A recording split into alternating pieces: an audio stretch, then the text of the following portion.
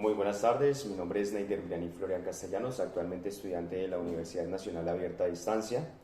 Mi código de estudiante es 1056506394. ¿Sí? Dando continuidad a la guía de nuestro programa, de nuestro curso de biología celular, a continuación vamos a explicar los componentes de la membrana celular y el transporte por medio de la misma. ¿Sí? Entonces, decimos que la membrana celular constituye el límite externo de cada célula y es determinada por los organelos. La membrana celular es la estructura externa de las células que separa el interior de la célula con su entorno. Tenemos dos tipos de células, hay dos tipos de membrana celular, las procariantes y las células eucariantes. Las membranas de las células procariantes es la que representa las células más simples y más pequeñas, tienen una sola membrana que los rodea.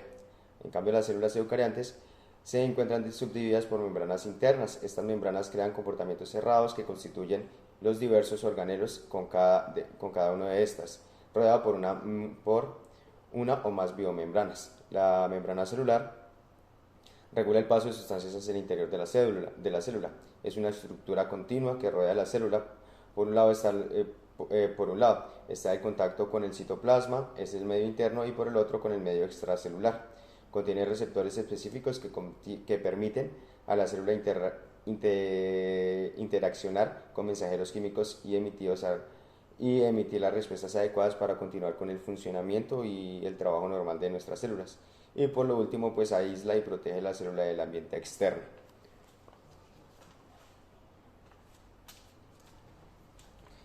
Es de tener en cuenta que pues las células, la membrana celular está constituida por tres diferentes moléculas, ¿sí? Las cuales son los lípidos, las proteínas y los carbohidratos. Las proteínas se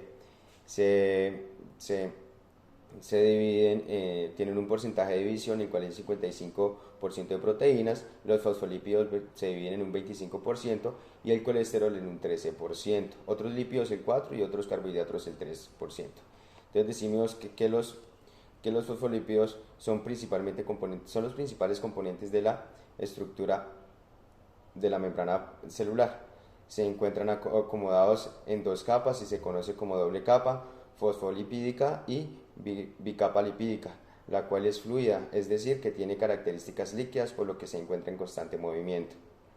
La doble capa de fosfolípidos es relativamente impermeable a la mayoría de las moléculas hidrosolubles y representa la estructura básica de la membrana.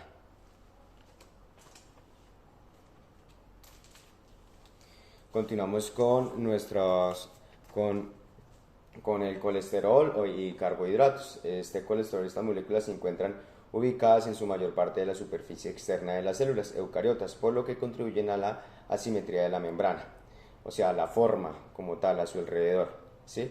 Estas moléculas presentan propiedades inmunitarias para la célula, protege la superficie de las células y las posibles lesiones, interviene en la viscosidad de superficies celulares, interviene con fenómenos de reconocimiento celular. En estos procesos de adición entre óvulos y espermatozoides distinguen los óvulos de la propia especie de las especies diferentes, es diferencia las células como tal.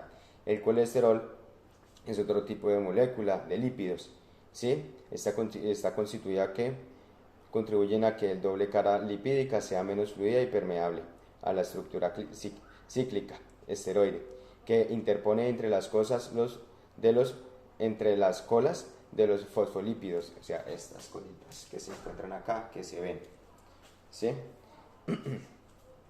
Y esto pues disminuye la capacidad de movimiento de los ácidos grasos, provocando el endurecimiento de las membranas plasmáticas.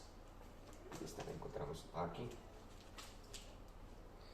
Después seguimos pues como tal con las proteínas, ¿sí? Las proteínas forman la estructura principal de la membrana. Muchas funciones biológicas de esta dependen principalmente de las proteínas. Por ejemplo, algunas de las proteínas de la membrana transportan materiales hacia el interior y el exterior de la célula, o sea que sirven como receptores. Es de tener muy en cuenta, estos son los que transportan. Tenemos las proteínas periféricas y las proteínas integrales. Las periféricas pueden extraerse de la membrana con facilidad sin alterar la estructura de la bicapa Y las proteínas integrales están íntimamente unidas a los lípidos, suelen atravesar la capa lipídica una o varias veces. Por esta razón se les llama proteínas transmembranales, ¿sí? Estas proteínas forman canales que facilitan el paso de iones y moléculas específicas a través de la membrana. Actúan como receptores en los procesos de comunicación entre células y poseen actividad de enzimáticas.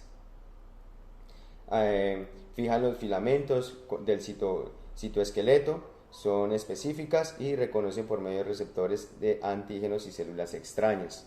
Muy importante estas proteínas. Y como la otra parte de la guía nos indica, pues vamos a hablar del transporte a través de la membrana. Decimos que las células requieren nutrientes del exterior, deben eliminar sustancias de desecho procedentes del metabolismo y mantener su medio interno estable. Son las que se encargan pues como tal de la limpieza, de todo lo referente pues con la célula, ¿sí? Y pues el intercambio. Tenemos una tablita pues que nos ayuda pues como tal a la diferencia, ¿sí? Tenemos dos tipos de transporte, que es el transporte de moléculas de baja masa molecular y de alta masa molecular. Las de baja masa molecular tenemos el transporte pasivo y transporte activo. De alta pues tenemos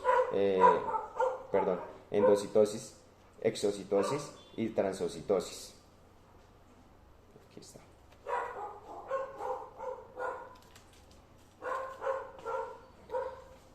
Y pues vamos a hablar pues como tal del transporte activo y el transporte pasivo, ¿sí? Primero pues como tal el transporte pasivo, que es un proceso de difusión de sustancias a través de la membrana. Se puede presentar por difusión simple, este paso es de pequeñas moléculas a través del gradiente. Se puede realizar a través de biocapa lipídica o de canales proteicos, ¿sí? Y el transporte activo, este es un proceso, también actúan proteínas de la membrana, pero estas requieren energía en forma de ATP para transportar las moléculas al otro lado de la membrana. Para el transporte de este tipo de moléculas existen tres mecanismos principales, que son los que ya le habíamos dicho: endocitosis, exocitosis y transitosis. Ya con esto pues le doy finalidad al desarrollo de la guía. Muchísimas gracias, espero hayan entendido y estén muy bien.